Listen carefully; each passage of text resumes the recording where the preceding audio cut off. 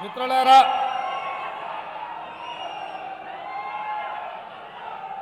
శ్రీమతి సోనియా గాంధీ గారు, శ్రీ మల్లికార్జున్ ఖర్గే గారు, శ్రీ రాహుల్ గాంధీ గారు మల్కాజ్గిరి పార్లమెంటు నియోజకవర్గ కాంగ్రెస్ పార్టీ అభ్యర్థిగా శ్రీమతి పట్నం సునీత మహేందర్ రెడ్డిని అభ్యర్థిగా నిర్ణయించి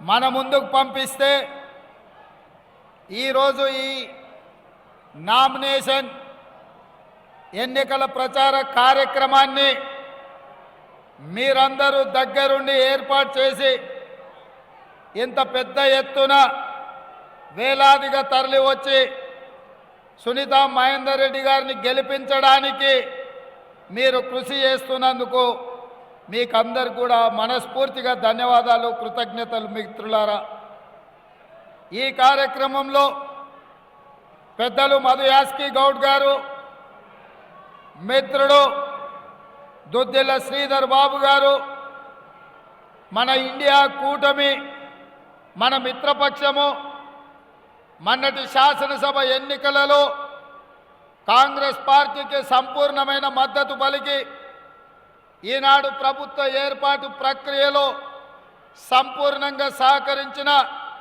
సిపిఐ నాయకులు, మాజీ శాసనసభ్యులు పెద్దలు చాడా వెంకటరెడ్డి గారు, అదేవిధంగా మాజీ మంత్రివర్యులు, మీ రంగారెడ్డి జిల్లా చిరపరిచితులు, ప్రతి ఒక్కరికి పిలిస్తే పలికే నాయకుడిగా మీకు అందుబాటులో ఉన్న పట్నం మహేందర్ రెడ్డి గారు, మాజీ శాసనసభ్యులు నా మిత్రుడు మైనంపల్లి హనుమంతరావు గారు, మాజీ శాసనసభ్యులు సుధీర్ రెడ్డి గారు, అదేవిధంగా మిత్రుడు సోదరుడు జంగయ్య యాదవ్ గారు, హరివర్ధన్ రెడ్డి గారు, అదేవిధంగా కుక్కట్పల్లి నుంచి పోటీ చేసిన మిత్రుడు రమేష్ గారు, వివిధ నాయకులు, వేదిక మీద ఉన్న మిత్రులందరూ, జిల్లా పార్టీ కాంగ్రెస్ నాయకులు, డివిజన్ల అధ్యక్షులు, ప్రాణ సమానులైన కాంగ్రెస్ పార్టీ కుటుంబ సభ్యులందరికీ కూడా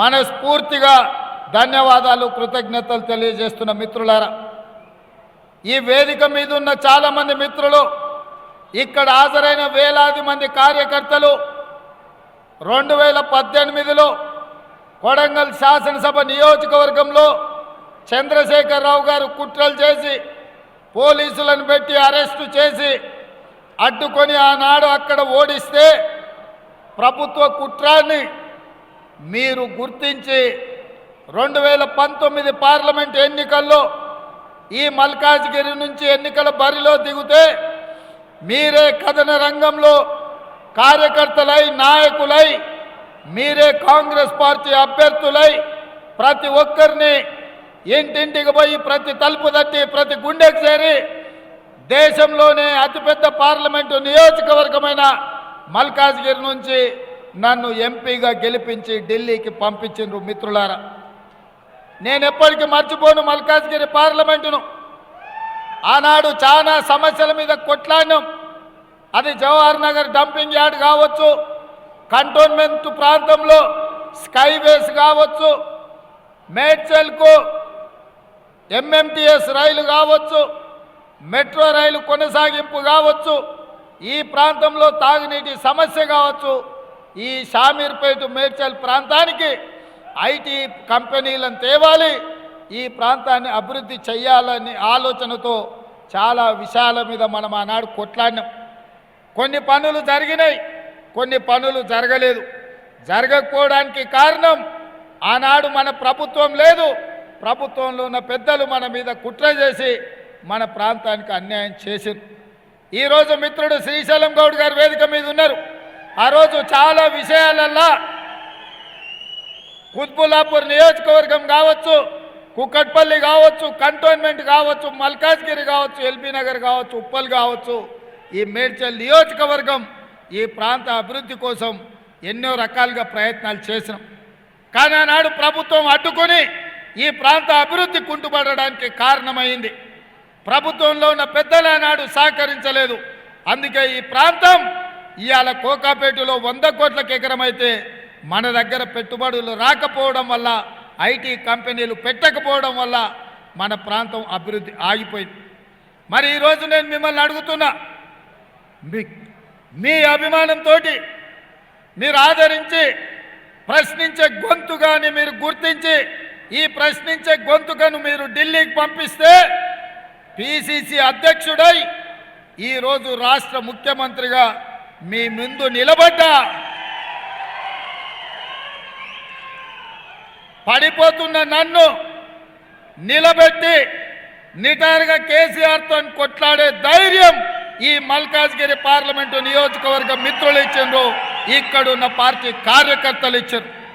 మీరిచ్చిన ధైర్యంతో వెనుదిరిగి చూడలేదు, వెనక్కి మళ్ళీ చూడకుండా 5 ఏళ్ళు రాత్రి మగళ్ళు ప్రతి నిమిషం ప్రతి క్షణం ప్రజా సమస్యల మీద కొట్లాడినాం, ఈ ప్రభుత్వంతో పోట్లాడినాం. అందుకే ఈరోజు తెలంగాణ రాష్ట్రం అంతా మనకు అండగా నిలబడి మీ మల్కాజ్గిరి ఎంపీని ఈ రాష్ట్రానికి ముఖ్యమంత్రిని చేసే అవకాశం వచ్చింది. ఇవాళ మరి నేను మేడ్చల్ పార్లమెంటు నియోజకవర్గ ప్రజల్ని నేను అడుగుతున్నా, ఈ ప్రాంతంలో నేను అనుకున్న మా జంగయ్య గెలుస్తాడు, మంత్రి అవుతాడేమో అని, కానీ అనుకోకుండా మా జంగన్న గెలవలే. 7 అసెంబ్లీలు ఇవాళ పరాయోళ్ళ చేతులు ఉన్నాయి. ఏమి చేయాలన్నా, ఏమి అడగాలన్నా, ఏమి ప్రతిపాదనలు తేవాలన్నా ఇవాళ మనోడు లేడు. వెనకటికి పెద్దోళ్ళు చెప్పారు మట్టికి పోయినా ఇంటోడే పోవాలని. మరి నేను ఇవాళ అడుగుతున్న మిత్రులారా, మన ప్రాంతం అభివృద్ధి చెందాల్సిన అవసరం లేదా? మన ప్రభుత్వం ఉన్నప్పుడు, మన వాళ్ళు ఎమ్మెల్యేలు లేకపోయినప్పుడు కనీసం మన వాళ్ళు ఎంపీగా అయినా ఈ ప్రాంతంలో ప్రాతినిధ్యం వహిస్తే మీ సమస్యలు సరాసరి ప్రభుత్వం దృష్టికి తీసుకొచ్చి మీ సమస్యల్ని పరిష్కరించే బాధ్యత మీ పార్లమెంటు సభ్యురాలు సోదరీమణి సునీతమ్మ తీసుకుంటుంది. వాస్తవంగా పార్టీ సునీతమ్మను చేవెళ్ళ పార్లమెంటు నుంచి నిలబెట్టాలని అనుకున్నారు. కానీ నేను మల్లికార్జున్ ఖర్గే గారిని, సోనియా గాంధీ గారిని అడిగిన, ఇది నేను ప్రాతినిధ్యం వహించిన సీటు, ఈ ప్రాంతంలో ప్రజలకు పరిచయం ఉండాలి, ప్రజా సమస్యలు తెలిసి ఉండాలి, నిత్యం ప్రజలలో ఉండేటోళ్ళని ఇక్కడ పెడితే తప్పకుండా మల్కాజ్గిరి పార్లమెంటు ప్రజలు ఆశీర్వదించి తప్పకుండా గెలిపిస్తారు. సునీతమ్మని ఇక్కడ ఎన్నికల బరిలో పెట్టండి. 3 సార్లు జిల్లా పరిషత్ చైర్పర్సన్గా మహేందర్ రెడ్డి 35 ఏళ్ల నుంచి రంగారెడ్డి జిల్లాలో తండాలలో, మారుమూల పల్లెల్లో, పట్టణంలో ఉండే ప్రతి డివిజన్లో ప్రతి ఒక్కరికి తెలుసు. ఎమ్మెల్యేగా, మంత్రిగా, ఎమ్మెల్సీగా, చీఫ్ విప్గా ఈనాడు ప్రతి సమస్య మీద అవగాహన ఉన్నది. సునీతమ్మను మీరు ఎంపీగా గెలిపిస్తే మీకు బోనస్గా మహేందర్ రెడ్డి ఎమ్మెల్సీగా, చీఫ్ విప్గా మీ సమస్యల్ని పరిష్కరించడానికి వారు తోడుంటారు. మీరు ఒక్క ఓటేసి గెలిపిస్తే మీకు 2 సేవకులు ఈ మల్కాజ్గిరి పార్లమెంటుకు వస్తారని చెప్పి నేను ఈ సందర్భంగా తెలియజేయదలుచుకున్నాను. అందుకే 24 గంటలు మీ మధ్యలో ఉండి మీ సమస్యలు తెలిసి మీ సమస్యల పరిష్కారం కోసం కృషి చేసే మహేందర్ రెడ్డి కుటుంబాన్ని ఈ మల్కాజ్గిరి మేడ్చల్ పార్లమెంటు నుంచి ఈరోజు ఎన్నికల్లో పెట్టినాం. ఇవాళ నేను ఒక్క విషయం చెప్పదలుచుకున్నా. ఆనాడు పెద్దలు దేవేందర్ గౌడ్ గారు ఉన్నప్పుడే వేలాది ఇండ్ల పట్టాలు ఇచ్చి మీ బస్తీలలో, మీ మారుమూల ప్రాంతాలలో సీసీ రోడ్లేసి ప్రాంతాన్ని పెద్దలు దేవేందర్ గౌడ్ గారు ఉన్నప్పుడు అభివృద్ధి చేశారు.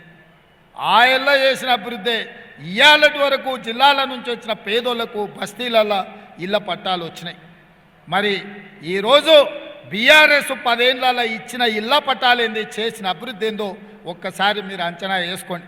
అందుకే కేసీఆర్ ఇవాళ బిడ్డ బెయిల్ కోసం 5 సీట్లల్లో బీజేపీలను గెలిపిస్తానని చీకటి ఒప్పందం చేసుకున్నాడు. అందులో భాగంగానే ఇవాళ బీఆర్ఎస్ వాళ్ళు చచ్చువైన వాళ్ళను, తాలువైన వాళ్ళను ఈరోజు బీఆర్ఎస్ అభ్యర్థులుగా నిలబెట్టినరు. ఇక్కడ ఎవరిని ఎంపీగా నిలబెట్టిరో నేను చెప్పాల్సిన పని లేదు, వాళ్ళ పనితనం ఏందో మీకు తెలుసు. ఇవాళ అభ్యర్థి కూడా తెలియదు, ఆ అభ్యర్థి తలకాయే బీజేపీకి, మోడీకి తాకట్టు పెట్టిండన్న సంగతి బీఆర్ఎస్ అభ్యర్థికి ఇంకా తెలియదు. పాపం ఆయన గొర్రెలెక్క అక్కడ ఇక్కడ తిరుగుతూ ఉన్నాడు, ఇంకా ఏదో జరుగుద్దని. అందుకే ఏ రోజు ఈ కుట్రపూరితమైన రాజకీయాలను తిప్పుకొట్టాలి, ఈ కుమ్ముక్కు రాజకీయాలను బొందబెట్టాలి. బిడ్డ బెయిలు కోసం సొంత పార్టీ నమ్ముకొని జెండా మోసిన వాళ్ళని కూడా మోడీకి తాకట్టు పెట్టిండు కేసీఆర్. ఇవాళ అందుకే కేసీఆర్ను మోడీని ఇద్దరిని ఓడించాల్సిన బాధ్యత మీ మీద ఉంది.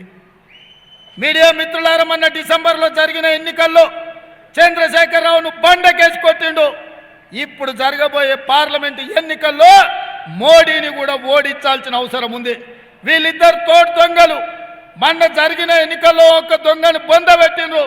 ఇప్పుడు జరుగుతున్న పార్లమెంటు ఎన్నికల్లో కేంద్ర ప్రభుత్వాన్ని నరేంద్ర మోడీని ఓడించాల్సిన అవసరం ఉన్నది. ఇవాళ భారతీయ జనతా పార్టీ నాయకులు సన్నాయి నొక్కులు నొక్కుతురు. నేను అడుగుతున్న కిషన్ రెడ్డిని, ఈటెల రాజేందర్ బీజేపీ నుంచి ఎమ్మెల్యేగా గెలిచినావు కదా హుజూరాబాద్కు మోడీ నుంచి ఎన్ని నిధులు తెచ్చినావని నేను అడుగుతున్నా.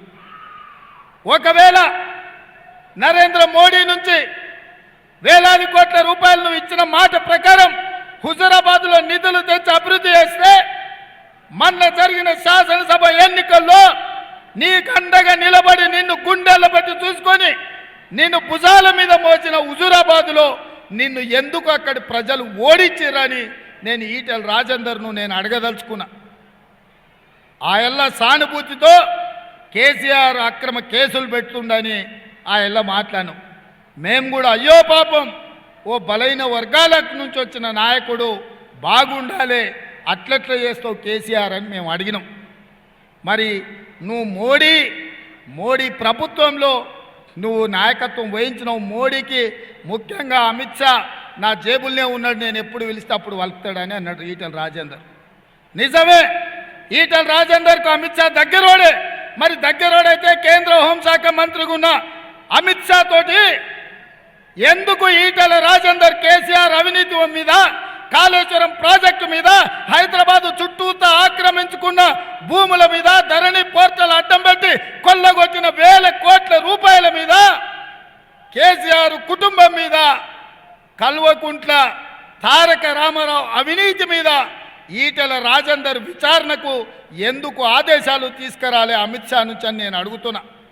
నేను సూటిగా అడుగుతున్నా ఈటెల రాజేందర్, నీ భూములు ఆక్రమించుకున్నాడు, నీ మీద అక్రమ కేసులు పెట్టినా నువ్వు మాట్లాడినావు కదా ఆనాడు.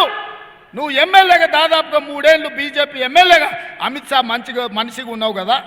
ఏ ఒక్క రోజైనా ఆనాటి ప్రభుత్వం కల్వకుంట్ల చంద్రశేఖరరావు అవినీతి మీద ఒక్క ఫిర్యాదు అయినా చేసినవా? చంద్రశేఖరరావు అవినీతి నిక్కుదేల్చి వేల కోట్ల రూపాయలు ఎందుకు ఆ కేసీఆర్ నుంచి రాబట్టడానికి ప్రయత్నం చేయలేదు? ఏమి మీ ఆలోచన నేను అడుగుతున్నా, ఏంది మీ అండర్స్టాండింగ్ అని నేను అడుగుతున్నా. ఏ ఒక్క రోజైనా ఈటెల రాజేందర్ మున్సిపల్ మంత్రిగా, ఐటీ మంత్రిగా కేటీఆర్ గురించి ఎప్పుడైనా మాట్లాడినా? మీరు ఒక్కసారి ఆలోచన చేయండి. అయ్యే చెడ్డోడంట, కొడుకు మంచోడంట, ఉంటాదే గట్ల. బర్రె దున్నపోతు చేనులో మేస్తే దూడ గట్టు మీద మేస్తుందా? మీరు చెప్పండి, ఒక్కసారి ఆలోచన చేయండి. దున్నపోతు చేనులో మేస్తే దూడ ఏమైనా గట్టు మీద మేస్తుందా? ఆమ్దాలు పెడితే జొన్నలు మొలుస్తాయా? ఆమ్దాలు పెడితే ఆమ్దాలే మొలుస్తాయి కదా. అయ్య వంకరోడు అయితే కొడుకు టింకరోడే ఉంటాడు తప్ప అయ్యోటి కొడుకోటి ఉంటాడా? ఉంటారానే? ఎందుకు ఈటెల రాజేందర్ ఏ రోజు కూడా కేటీఆర్ గురించి మాట్లాడాడు? కేటీఆర్ అవినీతి మీద మాట్లాడాడు, టెలిఫోన్ ట్యాపింగ్ మీద మాట్లాడాడు. టెలిఫోన్ ట్యాపింగ్ మీద ఎందుకు కేసీఆర్కు వ్యతిరేకంగా ఫిర్యాదు చేయడు? 10 ఏళ్ళు ఉన్న మోడీ 10 ఏళ్ళు గజ్వెల్ కేడి ముఖ్యమంత్రిగా ప్రధానమంత్రిగా ఉన్నారు. వాళ్ళు ఇచ్చిన హామీలు అమలు చేసిండ్రా? 10 ఏళ్ళు ఉన్నోళ్ళు వాళ్ళే మళ్ళీ ఎంపీలు కావాలి, మళ్ళీ కేంద్రంలో ప్రధానమంత్రి కావాలంటారు. 10 ఏళ్ళు మీరు ఇచ్చిన హామీలు ఏమైనా అమలు చేసిండ్రా? నేను సూటిగా అడుగుతున్న ఈటెల రాజేందర్ని, 2014, 2019లో నరేంద్ర మోడీ గారు ఇచ్చిన హామీల మీద నువ్వు చర్చకు సిద్ధంగా ఉన్నావా? నువ్వు ఒకవేళ సిద్ధమైతే మా మైనంపల్లి హనుమంతరావును చర్చలకు పంపిస్తా. మోడీ ఇచ్చిన హామీలు అమలు చేసిండ్రా మీరు? ఆనాడు చెప్పిండు మోడీ, ప్రతి సంవత్సరం 2 కోట్ల ఉద్యోగాలు ఇస్తా అన్నాడు. 10 ఏళ్లలో 20 కోట్ల ఉద్యోగాలు ఇచ్చి ఉండాలి. కానీ పార్లమెంటులో నేను అడిగిన ప్రశ్నకు 7,21,680 ఉద్యోగాలు ఇచ్చిన అన్నాడు. చెప్పింది 20 కోట్లు, ఇచ్చింది 7 లక్షలు. ఎవరి ముక్కులో పెట్టాలి ఆ ఉద్యోగాలని నేను అడుగుతున్న ఈటెల రాజేందర్. ఇదే కాదు, ఈ దేశంలో రైతుల ఆదాయం పెంచాలి, 2022 లోపల రైతుల ఆదాయాన్ని 2 చేస్తానని ఆయన ఎన్నికల్లో హామీ ఇచ్చిండు. నేను ఇవాళ అడుగుతున్నా, రైతుల ఆదాయం పెంచలేదు కానీ రైతు వ్యతిరేక నల్ల చట్టాలు తెచ్చి ఈ రాష్ట్రంలో ఆత్మగౌరవంతో ఈ దేశంలో బతుకుతున్న రైతులను అదానీ అంబానీలకు అమెజాన్లకు తాకట్టు పెట్టి శాశ్వతంగా మన భూముల్లోనే మనం బానిసలుగా బతికే నల్ల చట్టాలు తీసుకొస్తే లక్షలాది మంది ఢిల్లీ సరిహద్దుల్లో మోహరించి సైనికుల్లాగా మోడీతోని కొట్లాడి మోడీని ఓడించి మెడలు వంచి రైతు వ్యతిరేక నల్ల చట్టాలు వాపసు తీసుకునేటట్టు చేసి మోడీ చేత రైతుల క్షమాపణ చెప్పించిండ్రు. మరి ఇంత జరిగినా రైతులకు ఆదాయం 2 అయ్యేటట్టు చేసిండా? అంతెందుకు, పార్లమెంటులోనే మాట ఇచ్చిండు, రైతు పండించిన పంటకు కనీసం మద్దతు ధర ఇచ్చి కొంటామని. ఇవాళ రైతు సంఘాలన్నీ, రైతు కూలీల సంఘాలన్నీ నరేంద్ర మోడీని ప్రశ్నిస్తున్నాయి. భారతీయ జనతా పార్టీ ప్రభుత్వం చట్టబద్ధత కల్పించి కనీసం మద్దతు ధర చట్టాన్ని చేయమని, రైతులు పండించిన పంటను కొనడానికి కూడా కనీసం మద్దతు ధర స్వామినాథన్ కమిషన్ ఇచ్చిన రిపోర్ట్లను అమలు చేయడానికి సిద్ధంగా లేరు. ఈ రైతులను దోకా చేసింది నరేంద్ర మోడీ కాదా? అలాంటి నరేంద్ర మోడీ తరఫున ఈటెల రాజేందర్ ఎట్లా ఎన్నికల్లో ఓట్లు అడుగుతాడని నేను రాజేందర్ గారిని నేను అడుగుతున్నా. ఇదే కాదు, రాజకీయ నాయకుల అవినీతితో స్విస్ బ్యాంకులో లక్షల కోట్ల రూపాయలు అక్కడ దాచిపెట్టుకున్నారు. ప్రధానమంత్రి అయిన ఎంబడే స్విస్ బ్యాంకులో ఉన్న లక్షలాది కోట్ల రూపాయలు తెచ్చి జన్ ధన్ ఖాతాలో ప్రతి పేదవాడికి 15 లక్షల రూపాయలు ఖాతాలో వేస్తా అని నరేంద్ర మోడీ చెప్పిండు. నేను అడుగుతున్న ఈడున్న మా అక్కళ్ళు, మా కళాకారులను, మా మిత్రుల్ని, మీ ఖాతాలో నరేంద్ర మోడీ 15 లక్షలు వేసిండా? పోని 15,000 వేసిండా? పోని 15 పైసలన్నీ వేసిండా? ఒక్క పైసా కూడా ఏ నరేంద్ర మోడీ మన ఓట్లు ఎట్లా అడుగుతాడని నేను అడుగుతున్నా. ఇవాళ నరేంద్ర మోడీ గారు ఏం మాట్లాడుతున్నాడే? నిన్న మన మాటలు చూసింది కదా. ఈ నిన్న కూడా హిందువుల ఆస్తులన్నీ గుంజుకోనంట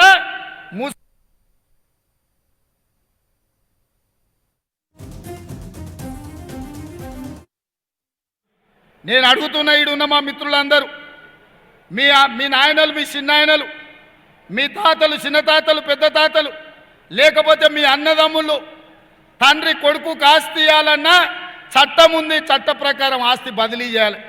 అన్నదమ్ములు ఆస్తులు పంచుకోవాలన్నా చట్ట ప్రకారం పెద్ద మనుషులను కూర్చొని తెంచుకొని విరాసత్ తీసుకొని విరాసత్ ప్రకారం అన్నదమ్ముల ఆస్తులు తీసుకోవాలి. ఒకటి ఆస్తి ఇంకోటి ఆస్తికి మారాలంటే సబ్ రిజిస్ట్రార్లో పోయి రిజిస్ట్రేషన్ చేసి మొత్తం కనుక్కోవాలి. ఒకవేళ ఎవడన్నా దొంగ డాక్యుమెంట్లు వేసి కేటీఆర్ లాకటో చేసుకున్నా, మన మల్లన్న లాకటో లేవన్న భూమి గుంజుకున్నా పోలీస్ స్టేషన్లకు పిలిపించి ఈపులు వలగొట్టి మళ్ళీ ఎవరి ఆస్తి వానికి ఇస్తారు. ఇంత చట్టబద్ధత ఈ దేశంలో ఉంది. మరి ఎట్లా హిందువుల ఆస్తులు గుంజుకొని ముస్లింలకు పంచిపెడతారని ఈ దేశ ప్రధానమంత్రి అంటాడు. డాక్టర్ బాబాసాహెబ్ అంబేద్కర్ రచించిన రాజ్యాంగం మీద ఒట్టేసి ప్రధానమంత్రి బాధ్యత తీసుకున్న నరేంద్ర మోడీ, నీకు ఇది తగునా? ఎన్నికల్లో నెగ్గడం కోసం ఇంత నీచమైన రాజకీయాలు చేస్తావా? మతాల మధ్యలో చిచ్చుపెట్టి, ప్రాంతాల మధ్యలో చిచ్చుపెట్టి, భాషల మధ్యలో చిచ్చుపెట్టి ఈ దేశాన్ని సర్వనాశనం చేసి భారతీయ జనతా పార్టీ గెలవాలంటుంటే కమ్యూనిస్టునని చెప్పుకునే ఈటెల రాజేందర్ ఎక్కడ తలకాయ పెట్టుకుంటావని నేను అడుగుతున్నా. మీ నాయకుడు, ఈ దేశానికి ప్రధానమంత్రిగా ఉన్న నరేంద్ర మోడీ ఇంత నీచంగా మాట్లాడుతుంటే ఇంకా భారతీయ జనతా పార్టీకి ఓట్లేమని నువ్వు ఎట్లా అడుగుతావు ఈటెల రాజేందర్ అని నేను అడగదలుచుకున్నా. ఇవాళ మిత్రులారా, మీరు ఆలోచన చేయండి. ఇవాళ ఈ వేదిక మీద ఇక్కడ ఉన్నోళ్ళు వేలాది మంది శివుడి భక్తులు ఉన్నారు. కీసర్లో మనం శివరాత్రికి పెద్ద ఎత్తున దర్శనం చేసుకుంటాం. యాదగిరిగుట్ట లక్ష్మీ నరసింహస్వామి భక్తులు ఉన్నారు. గుట్టకు పోయి మనం మొక్కు తీర్చుకుంటాం, పిల్లలకు తల వెంట్రుకలు ఇచ్చొస్తాం. రాముడు భక్తులు ఉన్నారు. శ్రీరాముడి భక్తుడిగా మనం అందరం భద్రాచలంలో పోయి రావుడిని గొల్చొచ్చినాం. అదేవిధంగా జోగులాంబ అలంపూరు పోయి జోగులాంబ శక్తి పీఠానికి ఇవాళ పూజలు చేసుకున్నాం. ఒకటే దయ్యం పట్టినట్టు పట్టింది బీజేపీ వాళ్ళకు. జై శ్రీరామ్ అనాలనంట, బూతులో ఓట్లు పడాలనంట. ఎత్తిన జెండా దించకు, ఇచ్చిన పైసలు వంచకు అన్నట్టు తయారైంది వీళ్ళు. ఏంది ఇది అని నేను అడుగుతున్నా.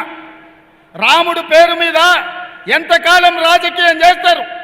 రాముడిని తీసుకొచ్చి బజార్లో పెట్టి గోడల మీద రాసి ఇదేనా మీ నీచమైన రాజకీయం అని బీజేపీ నాయకులను అడుగుతున్నా. అందుకే మిత్రులారా, దేవుడు గుడిలో ఉండాలి, భక్తి గుండెల్లో ఉండాలి. వాడే అసలైన హిందువు. నా మనసులో నుంచి మాట్లాడుతున్నా. నేను హిందువును, నేను దేవుణ్ణి నమ్ముతా. దేవుడి నమ్మకం నా విశ్వాసం. ముస్లింలు మహమ్మద్ ప్రవక్తను నమ్ముతారు, క్రిస్టియన్స్ యేసు ప్రభువు నమ్ముతారు, సిక్కులు వాళ్ళ దేవునికి మొక్కుతారు. ఎవడి ధర్మము ఎవడి జాతి వాడిదే. ఎవడి ధర్మాన్ని వాడి జాతిని గౌరవించుకోవడం వాళ్ళ హక్కు. రాజ్యాంగం మనకు ఇచ్చిన అధికారం. ఇదేం కర్మనో దేశంలో ప్రధానమంత్రి నుంచి మొదలు పెడితే కమ్యూనిస్టు నన్ను ముసుగు తోడుకున్న ఈటల రాజేందర్ కూడా ఈరోజు ఇట్లా తయారైండయా. అందుకే దేవుడి పేరు మీద, మతం పేరు మీద రాజకీయ వ్యాపారం చేసేటోళ్లను పొలిమేర్లు దాటే వరకు తరమాల్సిన అవసరం ఉంది.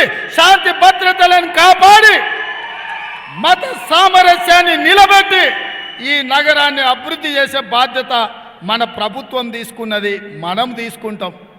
అందుకే మిత్రులారా, ఇవాళ వివేకంతో మనం వ్యవహరించాలి. వివాదాలతోని సంక్షేమాన్ని దెబ్బతీయొద్దు. అందుకే ఈరోజు బీజేపీ వాళ్ళకు చెప్పుకోవడానికి ఏంది లేదు. పేదవాడికి ఇల్లు ఇచ్చింది లేదు, నిరుద్యోగులకు ఉద్యోగాలు ఇచ్చింది లేదు, జన్ధన్ ఖాతాలో పైసలు వేసింది లేదు, రైతులను కాపాడింది లేదు.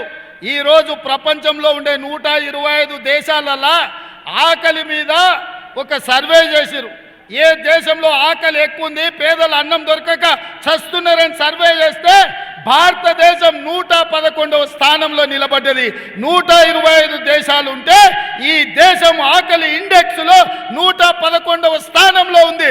నిజంగా నరేంద్ర మోడీ గారు సిగ్గుతో తల వంచుకోవాలి. పాకిస్తాన్, బంగ్లాదేశ్ కంటే భారతదేశం వెనుకబడ్డది. ఇంత దరిద్రం దేశంలో తాండవిస్తుంటే మతం ముసుగులో రాజకీయ ప్రయోజనం కోసం ప్రయత్నం చేయడం ఇది మంచిదా? ఇట్లాంటి నరేంద్ర మోడీతోని కల్వకుంట్ల చంద్రశేఖరరావు చీకటి ఒప్పందం చేసుకొని ఇక్కడ అభ్యర్థిని ఎట్లాంటి వాళ్ళని పెట్టినరో చూడండి. టీఆర్ఎస్ కేసే ప్రతి ఓటు మూసీలేసినట్టే అది రాజేందర్కు పరోక్షంగా ప్రయోజనం ఉంటుంది. అందుకే టీఆర్ఎస్ కార్యకర్తలకు, నాయకులకు నేను విజ్ఞప్తి చేస్తున్నా. మీ నాయకుడు ఎప్పుడో మిమ్మల్ని తాకట్టు పెట్టిండు, నరేంద్ర మోడీకి తెగ నమ్మిండు.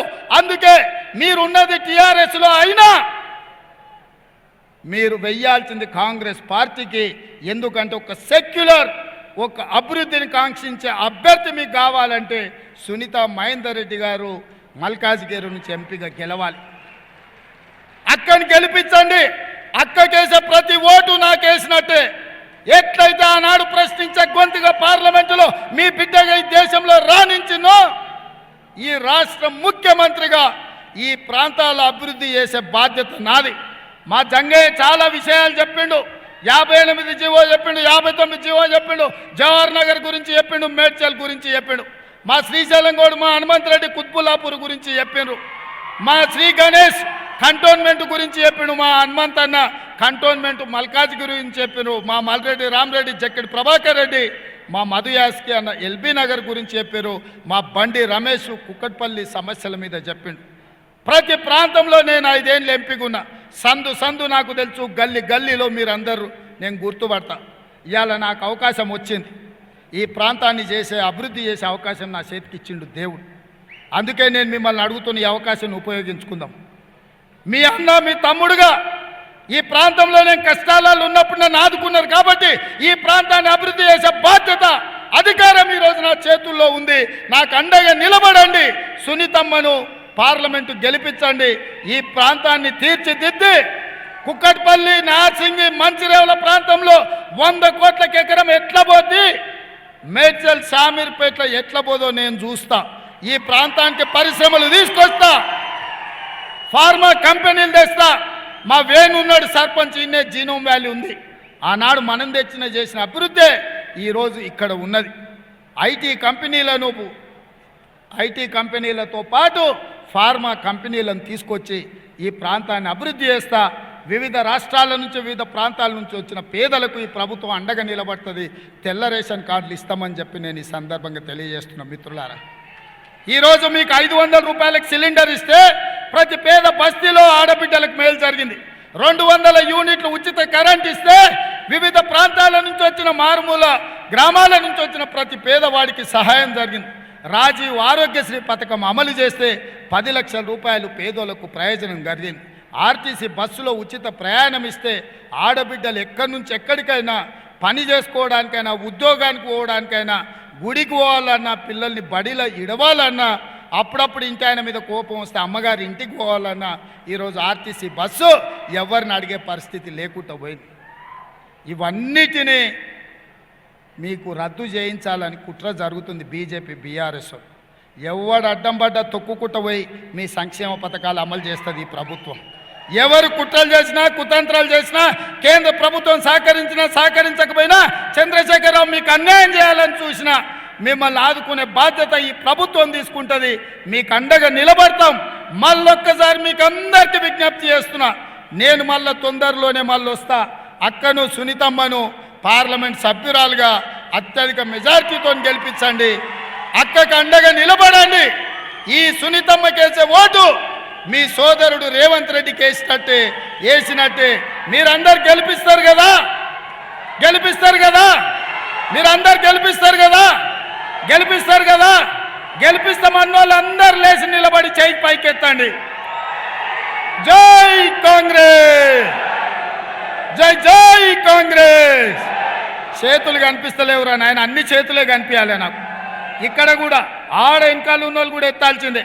మీరు కళాకారులు మీరు కూడా ఎత్తాలి. జై కాంగ్రెస్, హస్తం గుర్తుకే. ధన్యవాదాలు సోదరులారా.